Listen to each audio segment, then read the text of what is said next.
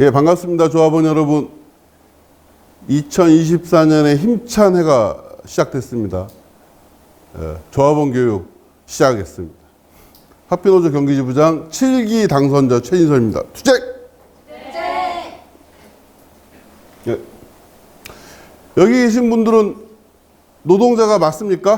네, 맞습니다. 노동자 그러면 좀 어색하게 느껴지시는 분은 안 계시죠? 그러면 근데 노동자는 뭡니까? 노동자는 뭐다? 얘기해 주실 분. 네. 네이버에 검색하면 이렇게 나옵니다. 노동자는 사용자에게 고용돼서 노동력을 제공하고 임금을 얻어서 생활하는 사람입니다. 그렇죠. 그러면 우리 사회의 대부분의 자영업자나 이제 사장들 빼고는 대부분 노동자라고 보시면 되죠. 뭐 박사, 교수, 교사도 다 사실 노동자고 공무원도 노동자인 것입니다. 그래서 그들이 다 노동조합을 만들기도 하죠. 그래서 우리 노동자는 노동자의 필요에 의해서 사용자와 계약을 하는 거고 사용자도 노동자가 필요하니까 계약을 하는 거잖아요. 그래서 사실은 근원적으로는 노동자와 사용자는 아주 자유로운 계약 관계에 있다는 게 그 개념상으로는 그렇다는 겁니다. 개념상으로. 근데 노동자와 사용자는 자유로운 계약 관계, 평등한 관계인가요? 그렇게 생각하십니까? 아니요.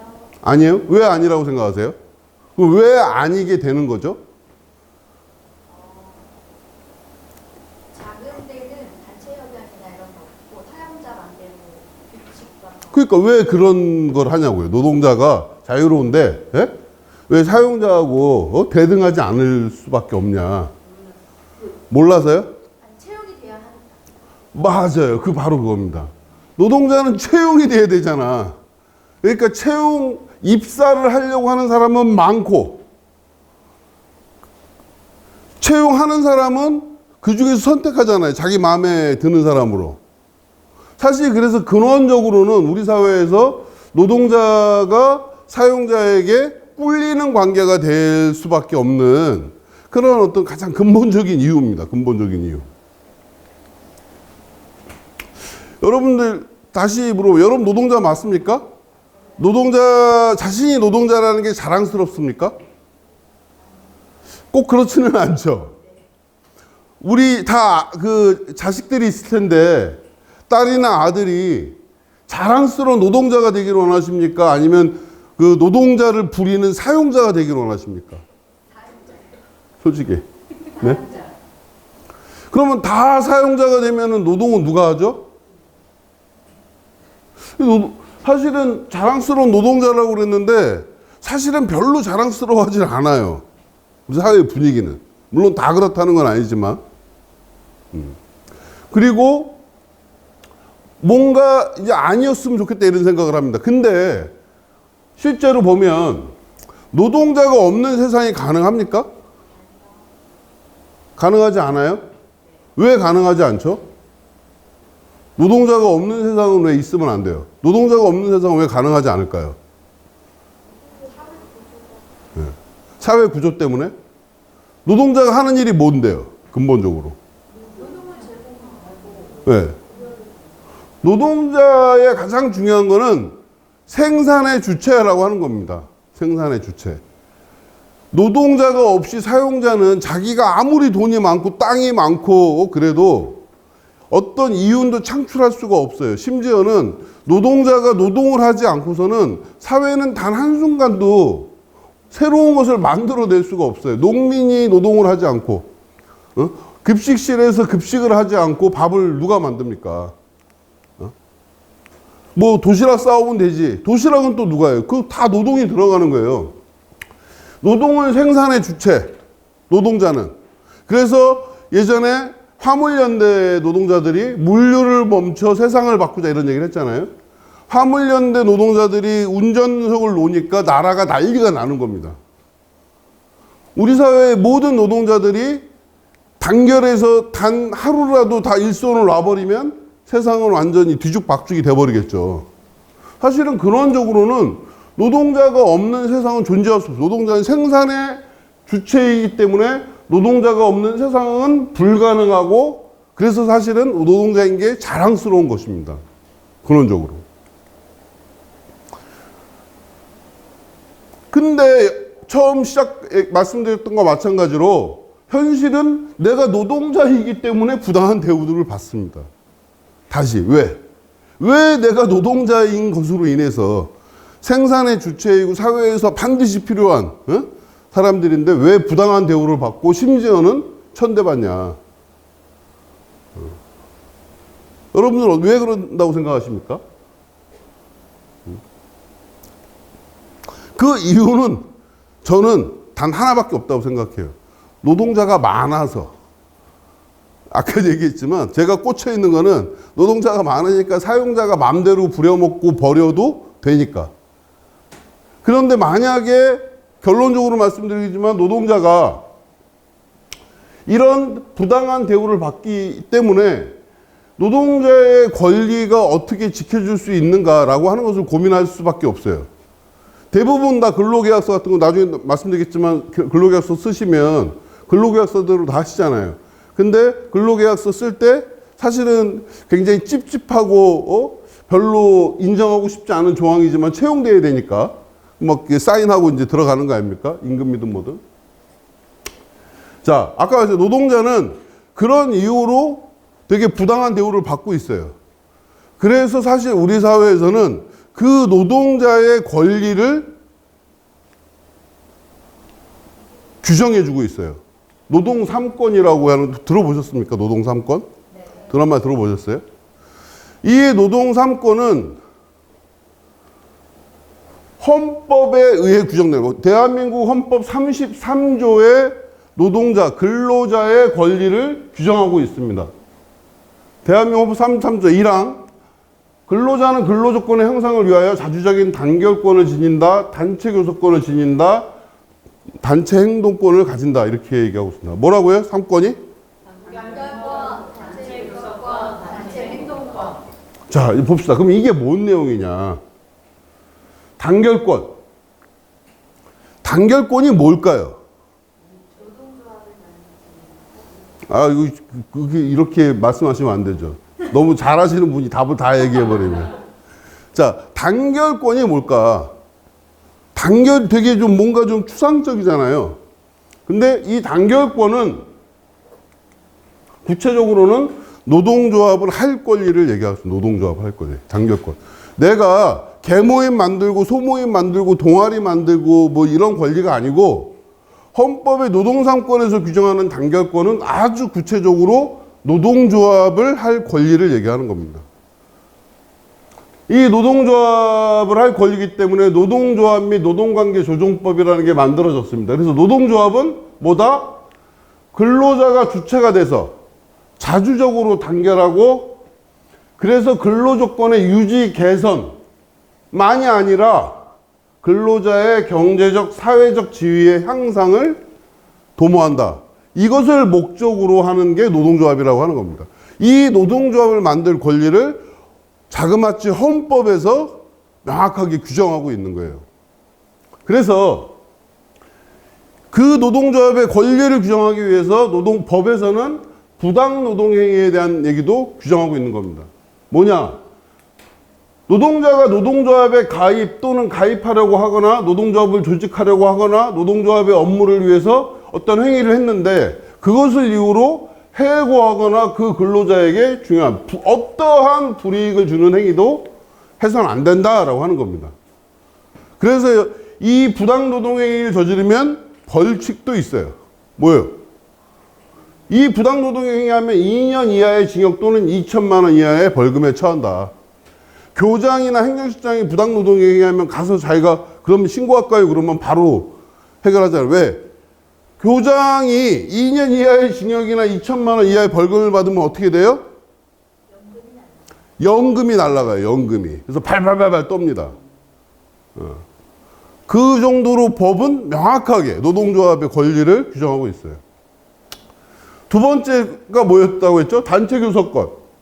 단체 교섭권은 구체적으로 뭘 얘기하는 거냐? 여기 있는 것처럼 단체 협약을 맺을 권리예요. 압축적으로 얘기하면. 네? 그러면 이 단체 협약은 누가 맺냐? 단체 교섭권을 내가 누구나 주장할 수 있는 게 아니라 단체 교섭권의 주체, 단체 협약은 이 노동조합이 할 수 있어요. 무슨 협회에서 하는 게 아니에요. 노동조합이 그 단체 협약을 맺는 주체인 겁니다. 그래서 자 이제 봅시다. 단체 협약은 그럼 또 뭐냐 이거 살펴보겠습니다. 노동자의 근로 조건을 정하는 게 네 가지가 있습니다. 가장 첫 번째가 뭘까요? 내가 이 어떤 회사에 들어가서 임금은 얼마 받고 언제 쉬고 근로시간은 몇 시간을 하고 이거 어디서 결정해요? 네? 네, 근로계약서를 결정하는 근로계약서. 근로계약서는 노동자와 사용자 간의 계약서예요. 아주. 그래서 이게 가장 기본입니다. 그래서 나중에 이제 막 어떤 거 항의하면 너 근로계약서 네가 사인하고 들어왔잖아. 어? 네가 하겠다고 다 사인하고 들어왔는데 왜 딴소리야? 막 이렇게 사측이 얘기하거든요. 그럼 막 할 말이 없어질 것 같죠. 근데 그렇지는 않아요. 근로계약서가 가장 기본적인 근로조건, 임금과 근로조건을 정한다고 하면 이거보다 위에서 이것을 규정하는 게 있어요. 그게 뭘까요? 취업규칙입니다. 취업규칙. 취업규칙은 회사에서 취업규칙을 법적으로 정하게 돼요. 취업규칙이 없는 회사는 없어요. 있을 수가 없어요. 그래서 모든 회사에서는 취업규칙이 반드시 있습니다. 취업규칙에 아주 구체적인 우리의 처우 조건이 담겨 있어요. 그러면 이거보다 더 규정력이 센 건 뭘까요? 그게 단체협약입니다. 단체협약. 임금협약. 근로계약서에서 뭐라고 했던, 취업규칙에서 뭐라고 써있던, 우리가 단체협약을 맺으면 이 단체협약에 근거해서 임금과 근로조건이 싹 정해지는 거예요.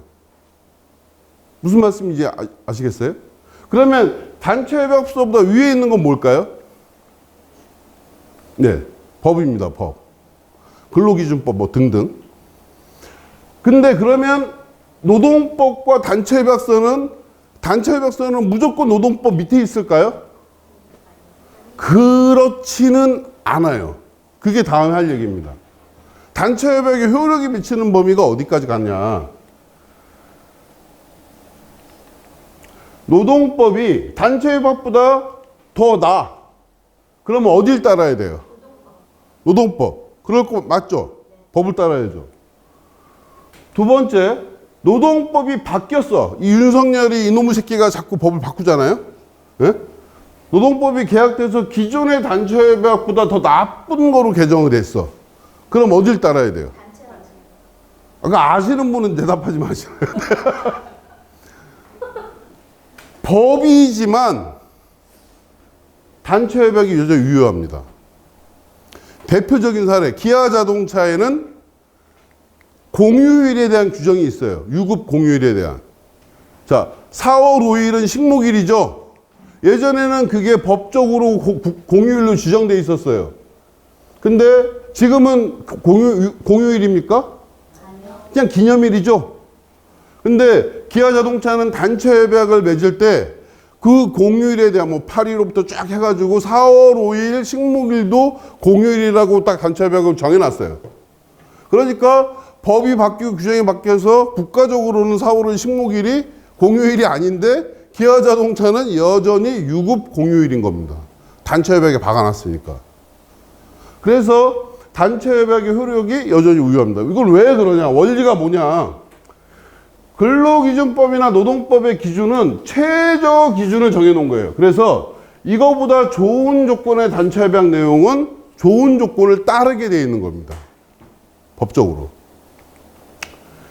그래서 근로기준법 제2조에서는 이 법에서 정한 기준을 이유로 기존의 근로조건을 저하시킬 수 없다고 규정하는 겁니다. 이렇게 보면 가장 중요한 건 단체협약이겠죠. 단체협약. 단체협약을 어떻게 맺느냐에 따라서 가장 규정적인 우리의 임금과 처우가 결정된다고 하는 겁니다. 세 번째가 단체행동권이죠. 단체행동권은 뭡니까? 단체로 술 마실 권리입니까? 예? 단체 행동권은 정확하게 쟁의 행위를 얘기하는 거예요. 파업이 대표적이죠. 파업만 단체 쟁의 행위는 아니에요. 태업, 뭐 다 있습니다. 근데 이 쟁의 행위의 법적 규정은 업무의 정상적인 운영을 저해하는 것이 쟁의 행위예요. 그래서 이건 역으로 업무의 정상적인 운영을 저해하는데 업무가 정상적으로 운영이 되면 뭐다? 불법이 되는 거예요. 무슨 얘기인지 아시겠죠? 우리가 급식실이나 이렇게 해서 나왔는데 갑자기 거기서 막 밥을 헤매겨. 그거 불법이라는 겁니다. 불법. 정상적으로 되면 안 되니까. 근데 기껏해야 빵이나 줄 수 있는 거예요. 다른 거 할 수가 없습니다. 그래서 우리나라 헌법은 단체 행동권도 헌법상 권리로 보장하고, 그리고 이 단체 행동권을 했다는 이유로 국가 권력이 형사상의 책임을 물을 수 없고 민사상 채무 불이행과 책임과 불법 행위를 물을 수 없다. 정당한 절차를 거친 쟁의 행위를 하였다고 하면. 근데 사실 요즘 이게 흔들리고 있죠. 무슨 손해배상 매기고 막 그러잖아요. 그게 우리 사회가 참 더러운 이유입니다. 헌법과 법을 사실은 무시하는 것과 다름이 없다고 저는 생각합니다. 이렇게 말씀드린 단결권, 단체 교섭권, 단체 행동권, 여기에 공통적인 키워드가 있습니다. 그게 뭡니까? 네? 뭐죠? 단결권, 단체 교섭권, 단체 행동권을 공통으로 규정하는 하나의 단어가 뭐겠습니까? 바로 노동조합입니다. 이 노동 3권은 노동조합을 통해서 보장받는 거예요. 보장받는 거. 그래서 노동조합이 중요한 겁니다. 노동 3권의 의미는 아까 노동자는 사회적으로 불평등하고 불리한 처지에 있다는 걸 사회적으로 다 인정하는 거예요. 자본가들이 막 장난치면은 다 막 깨우락지 될 수 있고 갑질하면 사실은 노출되는 거잖아요. 그걸 인정하는 거예요. 노동자는 원래 이 구조상 불평등하고 불리해. 이걸 인정한 겁니다. 그래서 노동자는 단결해서 자신의 권리와 이해 요구를 실현하고 쟁취할 수 있어. 라고 하는 것을 법에 보장해 준 거예요. 자, 너네도 당하지만 말고 너네를 지켜. 이렇게 한 겁니다. 그죠? 근데 여기에서 가장 중요한 거는 단결하지 못하면 개밥그릇이다 라고 하는 거죠. 이 노동 3권은 개별적으로 보장해 주는 게 아니라 단결했을 때만 보장해 주는 거예요. 그래서 단결하지 못해서 얻어내지 못하면 그 누구도 책임져 주지 않아요. 그게 노동 3권이 갖는 또 하나의 중요한 의미입니다. 그래서 우리는 노동조합을 중심으로 단결하자고 얘기하는 겁니다. 단결해야, 또 단결해서 힘이 있어야 임금도 올리고 초우도 바뀌고 우리의 권리를 얘기할 수 있고 그리고 누릴 수 있다는 겁니다. 노동조합만 만들어 놓으면 저절로 임금이 오릅니까? 노동조합이라고 어떻게든 신고만 해놓으면 알아서 다 해줘요? 우리 현실을 보면 아시겠죠? 노동조합을 만드는 건 시작일 뿐이에요. 그 노동조합이 교섭력과 투쟁력이 있어서 힘이 있어야 비로소 단돈 10원이라도 임금을 올릴 수가 있고 처지를 바꿀 수 있다는 거예요. 이거는 시작이에요, 노동조합은. 근데 우리나라는 이 노동조합조차도 아직 못 만들고 있죠. 전국적으로 노동조합 가입률이 12%밖에 안 되잖아요. 88%의 노동조합도 못 만드는 거예요. 노동조합 만들면 빨갱이 될까봐. 그죠? 노동조합 만들면 자꾸 구슬리니까 만들지 말라고. 자, 근데 노동조합을 만들었는데 노동조합이 힘이 없어. 어떤 게 힘이 없는 거예요? 노동조합이 힘이 있고 없고 차이가 뭐예요? 노동조합 위원장, 지부장이 막 우락부락하게 생긴 힘이 있습니까? 저처럼? 우리 경기지부의 힘은 저의 이 나온 배와 우락부락한 얼굴입니까? 네? 그게 아니죠. 노동조합의 힘은 오로지 노동조합을 중심으로 단결하고 투쟁할 수 있는 단결력, 그 힘입니다. 그래서 노동조합의 힘은 철저히 조합원에서 나옵니다. 조합원이 호응해주지 않고 조합원이 함께 해주지 않으면 그 노동조합은 개뿔 아무것도 할 수가 없어요. 아무것도. 그게 이 노동조합의 운명입니다. 운명. 그래서 수많은 노동조합이 만들어졌지만 수많은 노동조합이 망하기도 하고 수많은 노동조합이 노동자 편이 아니라 사장 편을 드는 어용으로 빠져들기도 하고 그런 거 아닙니까? 네. 그게 우리 노동조합의 운명입니다. 저는 그래서 이 힘을 만들려면 가장 첫 번째는 비조합원이 없어야 돼요. 여기 오신 분들은 다 조합원이죠? 돈 낸 사람들. 네? 근데 나는 조합원 가입 안 하고 또는 가입했지만 슬쩍 은행에 해지하고 이런 사람들은 근원적으로 조합의 단결력을 해치는 거고 조합의 힘을 누르는 거예요. 그래서 첫 번째는 우리 노동조합이 제대로 우리 힘을 발휘하게 하려면 그런 무임승차하는 얄미운 비조합원들을 없애야 됩니다. 그건 누가? 여러분들이 해줘야 돼요. 노동조합도 가입하고 말고는 네 자유야 이렇게 얘기하시면 안 돼요. 너 가입 안 할 거면 그럼 퇴사해 이렇게 얘기해야죠. 왜? 우리의 임금과 권리가 다 걸려 있는데. 아니 막말로 안 그래요? 누구는 노동조합 가입 안 하고 조합비 아끼고 있는데 나는 내고 싶어요? 네? 본전 생각 나잖아요. 바이러스처럼 번져요 그런 생각들이. 그죠? 그래서 비조합원을 어떻게든 없애야 됩니다. 어떻게든. 비조합원은 이렇게 얘기하면 뭐라 할지 모르겠지만 노동조합의 단계를 갉아먹는 굉장히 심각한 문제입니다. 그래서 반드시 조합 가입시켜야 돼요. 가입 안 하는 사람에게 교육하고 설득해서라도 다 가입시켜야 됩니다. 두 번째, 무임승차는 뭐죠? 내가 노동조합 가입하고 돈 냈으면 됐지. 날 좀 내비둬 그러잖아요.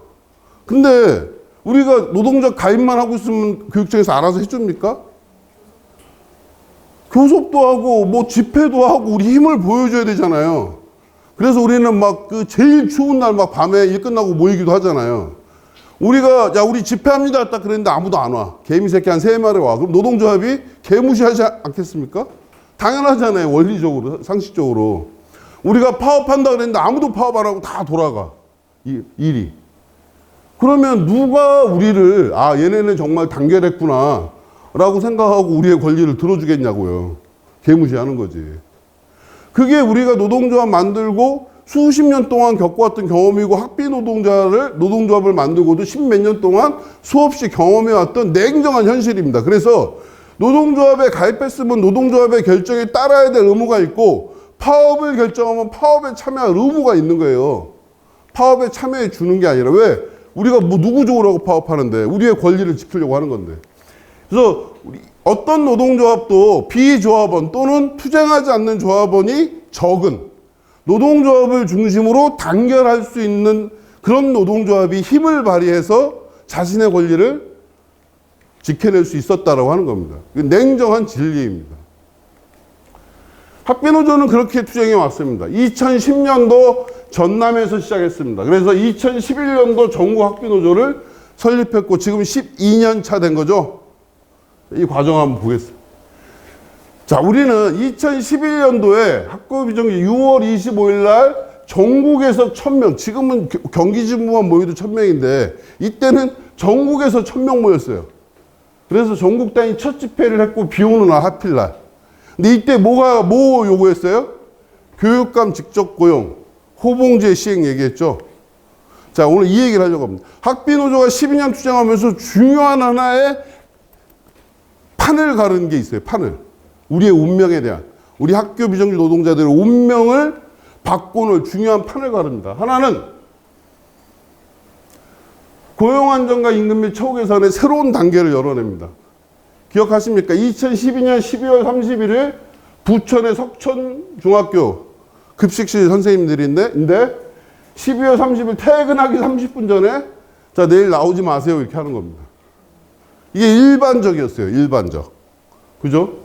그래서 법적으로는 이의 제기도 못해. 그냥 잘리면 해고자야. 그래서 우리가 투쟁한 거 아닙니까? 왜 그랬어요? 학교장이 채용하니까 지 마음대로 하는 거잖아요. 지 마음에 들면 마음에 안 들면 해고시키고.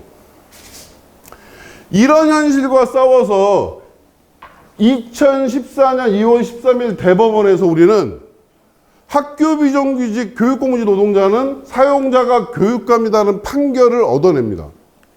중대한 전환이에요. 학교장이 사용자가 아니라 교육감이 우리 사용자야. 이게 뭘 불러왔어요? 우리는 학교장이 함부로 못해. 징계도 함부로 못하고, 예? 자르지도 못해요. 예?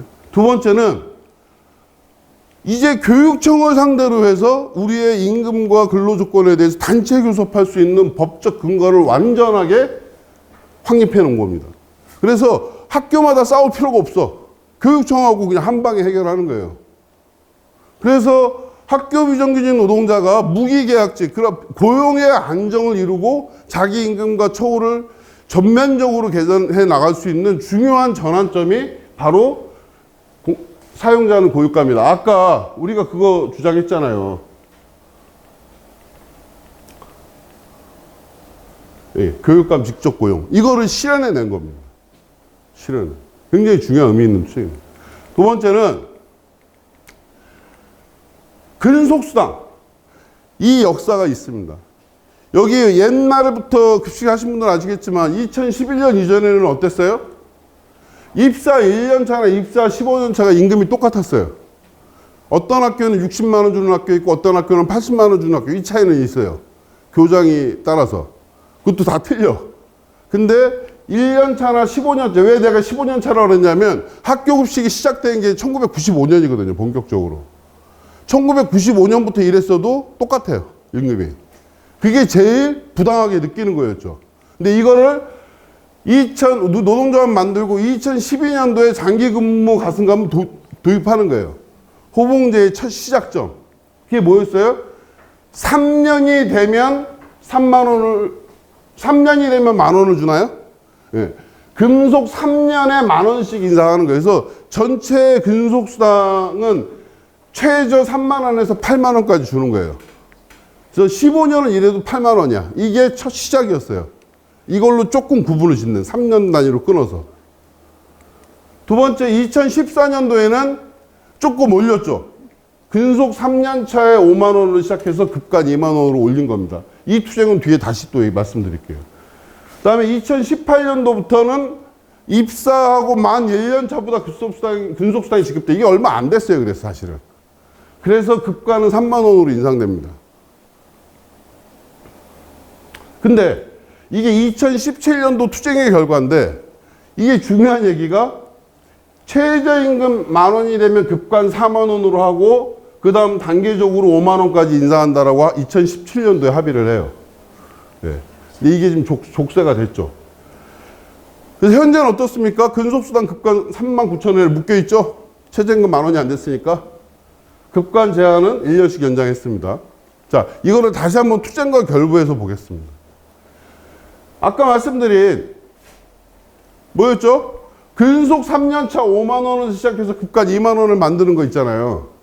이게 그냥 만들어진 게 아니라 2013년도 교육부 앞에서 삭발 및 단식을 6일 삭발 노숙농성을 57일째 했을 때 2013년이면 대통령이 누구예요? 잘 몰라요? 박근혜. 그 서슬퍼런 박근혜 시절에 교육부 장관이 찾아와가지고 면담을 해서 국회 예산을 반영하게 됩니다. 그래서 이걸 만들어낸 거예요. 굉장히 중요한 하나의 또 고비를 끊었죠. 이해되세요? 다음 2017년도 아까 얘기한 박미영 위원장님, 은행 위원장 2017년 추석 연휴에 서울교육청 앞에서 전국의 지부장들이 모여서 15일간 단식을 합니다. 15일간. 그래서 결국 그 당시 교육부 총리였던 김상곤이 찾아와서 결국 잠정 합의를 이루게 됩니다. 그 내용이 아까 말씀드린 입사 1년 차부터 근속수당 주고 급간 3만 원을 준다. 근데 최저임금이 1만 원이 되는 애 급간 4만 원 인상하고 급간 나중에 단계적 5만 원까지 주겠다는 걸 2017년도에 극적으로 합의하게 되는 겁니다. 근데 이 최저임금 1만 원이 우리에게 덧시됐잖아요. 제가 이 말씀 드리려고 하는 거예요. 어떻게 덧시됐습니까? 왜 최저임금 1만 원이 되는 해라고 했는데 그거는 뭐였냐면 2017년 대선에서 최저임금이 주요 이슈였어요. 최저임금 1만 원은 반드시 가. 모든 대통령 후보가. 예? 홍준표하고 안철수는 2022년 이내에는 꼭 임기 내에는 반드시 하겠어 라고 한 거고, 문재인, 유승민, 심상정은 2020년에 10,000원으로 만들게 라고 공약한 거예요. 그리고 문재인이 됐잖아요. 그래서 2022년에는 되는 줄 안 거예요, 다. 2017년 5월에 대선 치러가지고 2020년에는 돼. 그래서 2017년 그 겨울에 그래 20년이면 10,000원이 될 때니까 그때는 급간 40,000원까지 가고 그 다음에 50,000원까지 갈게 라고 합의한 거예요. 근데 어떻게 됐어요? 포기했잖아요. 공약 포기. 2019년에 공약 최저임금 10,000원 못해라고 공약 포기하고 지금까지 내년도 최저임금이 얼마예요? 9,860원. 작년도 최저임금의 가장 핵심적인 논쟁이 최저임금 10,000원을 할 거냐 말 거냐였어. 기를 쓰고 10,000원이 안 되게 하려고 난리를 쳐가지고 9,860원에 묶인 거예요. 그래서 2020년에 됐어야 될 게 4년 동안 못 묶여. 더 안 나가. 그렇습니다. 내년에는 이 10,000원이 될까요? 이제 140원 남았으니까 그건 올려주겠지. 그죠? 예? 그잖아요. 우리가 근속수당 투쟁이 되게 어려워서 이거를 10,000원을 못 넘고 그냥 그 1년 제한만 좀 이렇게 풀었는데, 그래서 올해 임금 투쟁의 중요한 투쟁은 최저임금 투쟁과 더불어서 근속수당에 대한 투쟁이 본격화 다시 돼야 된다라고 하는 거예요. 이게 그 과정의 역사입니다. 제가 이렇게 길게 말씀을 드린 건 그 어느 것 하나 쉽게 얻어진 것은 없다. 또 다른 편에서는 우리가 노동조합을 만들고 우리가 개고생하면서 사실은 그 이전엔 도저히 불가능할 것 같다고 했던 것을 어느 순간 역사적 단계를 다 바꿔버렸다는 거. 우리 힘으로. 그들이 알아서 해준 게 아니라. 그것이 우리의 역사입니다. 이 지난 다 기억하시죠? 2016년도 엄청나죠? 박근혜 퇴진을 전면에 걸었습니다. 2017년도에는 우리 아이들에게 비정규직 없는 세상, 이게 학비노조의 모토야 라고 전국적으로 선언을 한 거죠. 우리는 단순히 우리만을 위한 게 아니라 우리 아이들이 어떻게 살아갈 사회를 만들 거냐라고 하는 방향을 명확하게 선포한 겁니다. 아까 2017년 집단단위 삭방으로 아까 말씀드렸죠. 아까 근속수당 얘기를 중심으로 했지만 사실 2017년은 굉장히 중요한 투쟁이었어요. 2017년을 시작으로 집단 임금 교섭이 시작된 거예요. 전국적으로 공통 교섭이 이루어진 거예요. 각각의 교육청마다 알아서 하는 것이 아니라 집단 임금 교섭의 전환을 만들어냅니다. 2018년도에는 문재인의 공약을 지켜 공정임금제, 공무원 대비 최소 80% 이거 네가 하겠다고 한 거잖아. 어? 이거 지켜라고 우리가 이 광화문 광장을 가득 메워서 투쟁을 했습니다. 2019년도 백인 삭발. 백인 여성 비정규직 삭발이 아니라 백인 삭발이거든요. 왜? 저도 삭발했으니까. 근데 자꾸 백인 여성이래. 근데 어쨌든 백인의 학교 비정규직 여성이 삭발하면 사회적 반향을 일으켰고, 이 기세로 7월 3일에서 5일까지 3일 최초의 3일 총파업을 우리는 만들어냅니다. 장관이죠. 장관이죠. 학비 전해례. 어쨌든 장관입니다. 근데 그래서 이 3일 동안 파업해서 뭘 했어? 그래서 이 3일 동안 100명이 삭발하고 3일 동안 파업해서 우리가 얻어낸 게 뭐예요? 이거는 역사적으로 없던, 정말 잘 기억을 못 하는데 엄청난 결과물을 냈어요. 뭘 냈냐? 정부기구, 공무직위원회 구성을 끌어냅니다. 청와대를 움직여서. 네? 비정규직의 처우를, 차별을 없애기 위한 국가 정부기구, 대통령, 국무총리령으로 만들었잖아요. 공무직위원회를 구성하는 엄청난 투쟁의 정치적 성과를 냅니다. 근데 이게 완결되지 못했어요. 왜? 윤석열이 대통령이 되면서 다 무너졌죠. 짜증나지만. 2020년은 언제죠? 코로나가 시작됐죠. 이게 뭔 건지 아세요? 아무것도 하지 못할 것 같은 코로나 시절에 우린 왜 출근 투쟁했어요?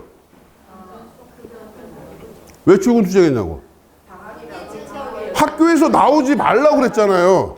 학생들 밥 안 주니까 학생들 안 나오니까 너네 나오지 마. 너네 안 나오니까 너네는 무급 휴업 상태야.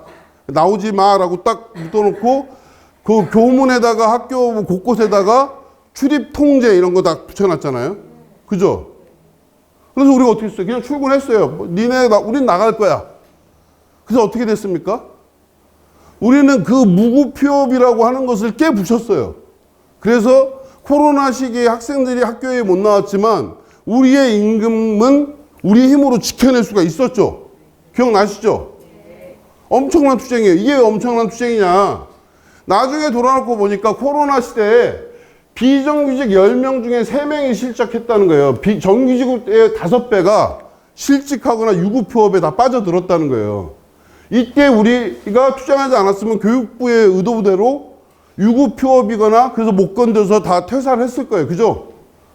이게 우리 처지가 될 뻔했지만 우리는 투쟁으로 우리를 지켜냈다는 겁니다. 2020년 그 코로나가 시작되는 그 광풍의 시기에. 이때는 모이면 안 된다 그래가지고 우리가 방호복 입고 파업하지 않습니까? 예? 민주노총 총파업을 지켜냈죠. 2020년 투쟁 많았습니다. 뭐 했어요? 지금 좀 있으면 산업안전교육 받죠? 산업안전교육 받으면 돈 주죠? 원래부터 줬어요? 아니요. 여기 나오죠. 산업안전보건 유급 의무교육 실행하라. 돈 안 주려고 그러는 거예요. 우리의 권리를. 그래서 이것 때문에 108배하고 노홍성을 53일 해가지고 따낸 게 지금 정착된 거예요. 산업안전교육 받으면 이제 돈 받는 거예요. 당연하게. 그냥 준 게 아니에요. 얘네들이. 절대 못 주겠다고 난리가 났던 거예요. 2020년하고 21년 사이에서는 돌봄 투쟁이 돌봄을 민영화하겠다는 지자체 이관하겠다는 거에 맞서서 전국적 직종 총파업을 벌였고 시간 확대를 위해서 무기한 당식 19일 고공농성을 했습니다. 이 시기에. 그래서 우리는 이겼습니다. 그렇지 않아요? 우리의 투쟁은 멈춘 적이 없습니다. 다음. 이때 마지막에 나오네. 이 전국 직종 파업.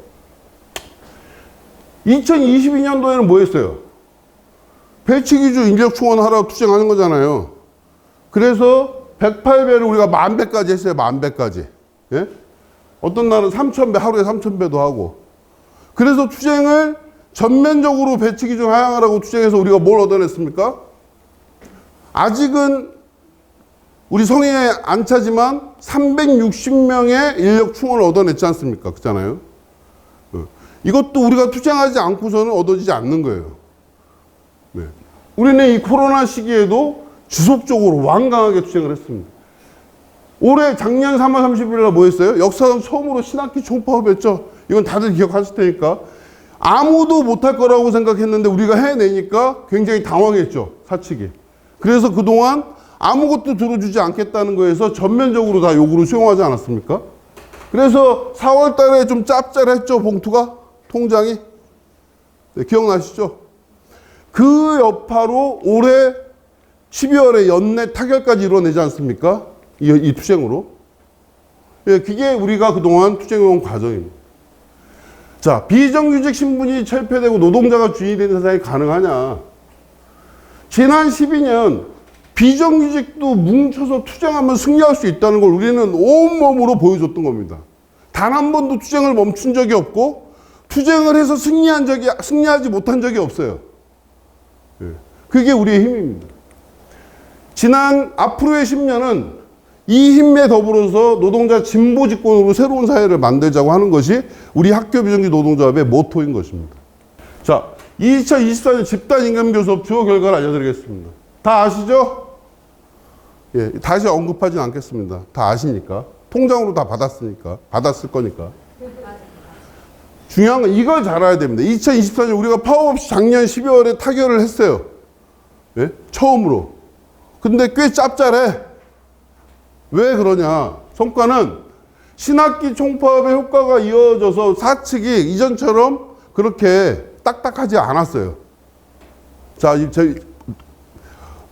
이어지면 또 신학기 총파업은 골치 아프니까 적극적으로 나왔죠. 그 어느 때보다. 두 번째는 학교 비정규직 임금체계 개편에 대한 지속적인 협의를 보장했다는 겁니다. 사실 작년에 협의가 굉장히 길어졌던 건 학교 비정규직의 임금체계 개편은 없어. 그런 거 뭐 할래? 머리 아프게. 그냥 해, 지금대로.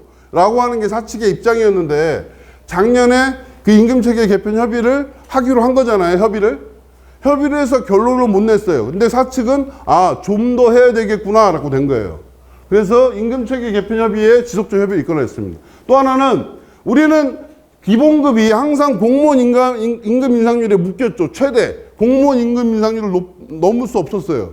근데 작년과 올해 공무원 인상률을 높였어요. 그래서 공무원 임금 인상률로 제한하려고 하는 관례가 완전히 깨져버렸습니다. 완전히.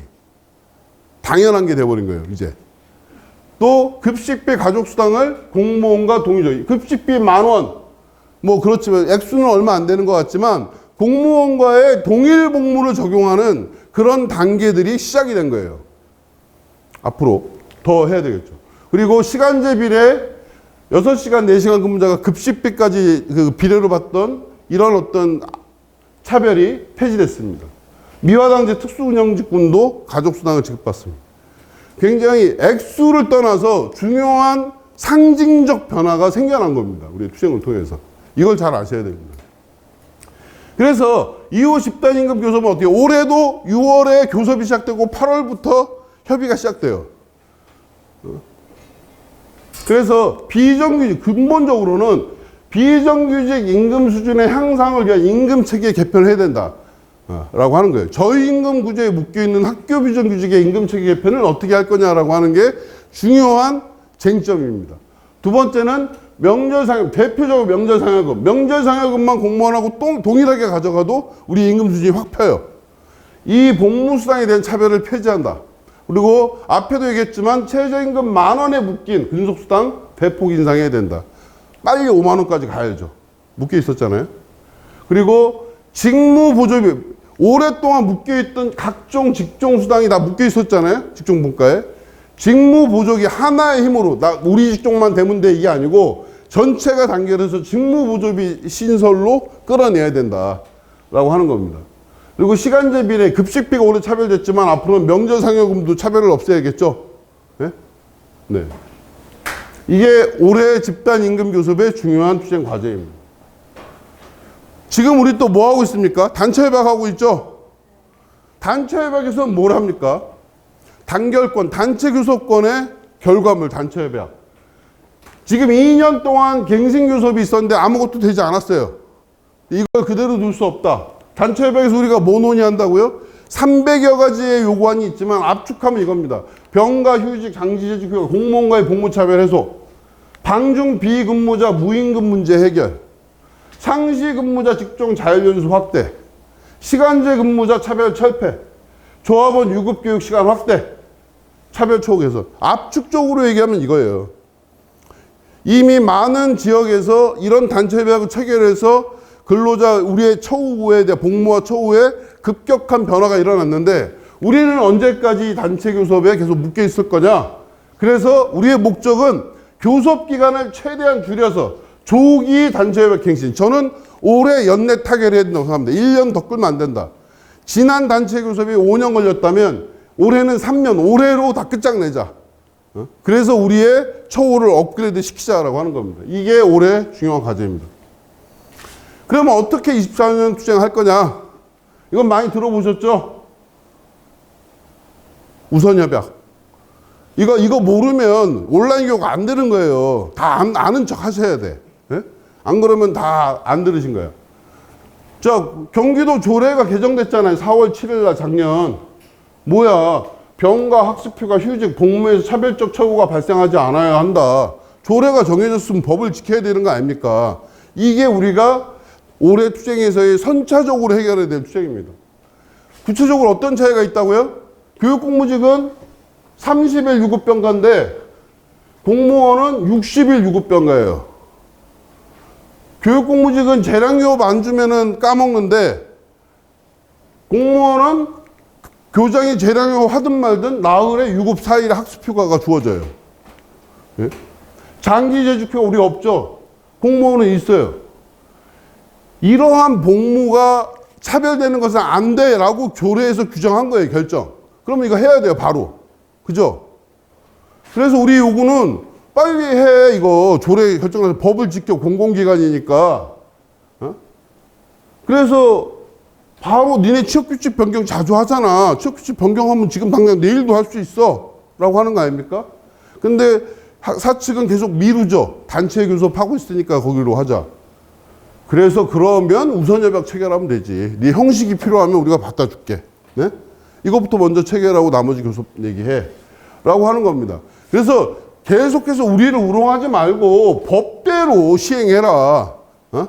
그래서 빠르면 올해 3월부터 병가, 학습휴가, 재직휴가 있잖아요. 시행하라. 라고 하는 게 우리의 요구인데 교육청이 계속 장난질을 치고 있으니까 어떻게 합니까? 우리는 교육청에 악우통을 날려야 되는 거죠. 그래서 우리 악우통 날린다고 경고한 게 지난번 11월 31일 투쟁이고 이제 본격적으로 악우통 날려서 끌어내야 됩니다. 그래서 우선협약 요구하는 뭐 똑같은 얘기니까 학습휴가 줘. 유급병가 60일, 장기재직휴가 10년 된 사람들, 또 20년 된 사람들 다 휴가 줘. 질병휴직 연장해. 공무원하고 똑같이. 연수, 교육해. 육아휴직 시간 공무원과 동일하게 보장해. 급식실 지금 난리 났잖아. 방중 비근무자 생계대책부터 마련하고 급식실 해결해. 라고 하는 게 지금 우리 우선협약에 상반기에 실현하자고 하는, 빠르면 3월에 시행하자고 하는 우리의 요구안이고 이것을 위한 투쟁을 작년부터 지속해서 하고 있는 겁니다. 급식 얘기 잠깐만 할게요. 급식 되게 아니신 분도 있지만 급식실이 정말 위기예요. 폐암도 위기고 말 그대로 조리흉도 위기인데 그래서 결론적으로 뭐냐? 채용이 안 돼요. 채용이. 공공기관에서 일 구하는데 채용 안 되는 거 들어보셨어요? 몇 명이 미달된다고요? 급식실 하면 폐암, 화상, 금고, 산재백화점이라는 소문도 그런 것도 안타까운데 직접적으로 작년 한 해 결혼이 500명. 500명이 안 들어왔다. 미달이야, 미달. 대학교 입시할 때 미달이면 좋지만 우리 미달되면 우리 죽어나는 거 아닙니까? 500명 미달이 500명, 경기도가. 중요한 건 중도 퇴사자가 늘어요. 들어왔다가 못 버티고 퇴사하는 사람이 2020년엔 793명인데 2021년엔 1160명, 2022년엔 1830명, 이 작년에는 아마 2500명 될 거예요. 기하급수적으로. 그러니까 사람은 안 들어오고 일하던 사람은 저기 퇴사해버려. 왜? 힘들어 못 해먹겠어 라고 하는 거 아닙니까? 그래서 지금 이게 붙었잖아요. 학교마다 교육청마다 상시 모집. 당근에서 사람 고용합니다. 당근에서. 사람을 못 구합니다. 이 문제를 어떻게 바라보고 해결할 거냐라고 하는 겁니다. 왜 이런 문제가 생겨요? 왜 급식실이 예전에는 그래도 2대1, 3대1 됐는데 왜 사람들이 안 들어와요? 네? 왜 안 들어오는 겁니까? 요즘 들어오는 사람들은 힘들어도 일했다가 방학 되면 깜짝 놀라서 그냥 나가는 거잖아요. 방학 때 돈을 안 준다고? 네. 자, 힘들고 위험한 노동 환경, 차별적인 방중 무임금, 생계가 안 돼. 고질적인 저임금. 이 문제를 두고서는 전 세계적으로 유명하다는 학교 급식을 지킬 수가 없어요. 이 문제를 해결해야 된다라고 하는 겁니다. 자, 이건 빼야 될 것 같아요. 시간이 없어. 넘어갔어. 자, 이런 급식실의 문제, 그리고 명백하게 조례로 규정되어 있는 그런 어떤 우리의 복무에 대한 차별을 해소하는 문제. 나아가서는 전국의 지부들이 다 단체협약 체결해서 바뀌어지고 있는 근로조건을 계속 이런 어떤 그 고구마 교섭으로 계속 우리가 묶여 있을 거냐. 그렇지 않다. 그래서 올해는 비상한 각오를 가지고 투쟁을 해야 되겠다라고 하는 겁니다. 우선협약 쟁취 단체 교섭의 연내 타결을 위한 상반기 총력 투쟁. 아직 시기는 안 정했습니다. 4월이 될지 5월이 될지. 파업이 될지 뭐가 될지 좀 더 논의해야 될 것 같아요. 그러나 우리는 총력 투쟁으로 교육청과 큰 승부의 판을 갈아야 되겠다. 우리가 지금까지 해왔던 것처럼. 두 번째는 학교 현장에서부터 차별과 부당한 대우를 근절하기 위한 현장 투쟁을 해야 된다. 그냥 한번 모여서 파업이든 집회든 나오는 걸로만이 아니라 학교 현장에서 우리의 권리를 주장해 달라고 하는 겁니다. 노동조합은 거기에 전면적으로 호응할 준비가 다 되어 있습니다. 현장 투쟁을 전면화하는 2024년이 되자. 급식실 사람 없으면 놓고 나오라고요. 네? 그래서 올해는 또 뭐가 있습니까? 4월 총선이 있습니다. 4월 총선. 이 총선에서 진보당의 국회 진출을 이뤄내는 것은 학교 비정규직의 운명을 가르는 또 하나의 중요한 그 시험대가 될 겁니다.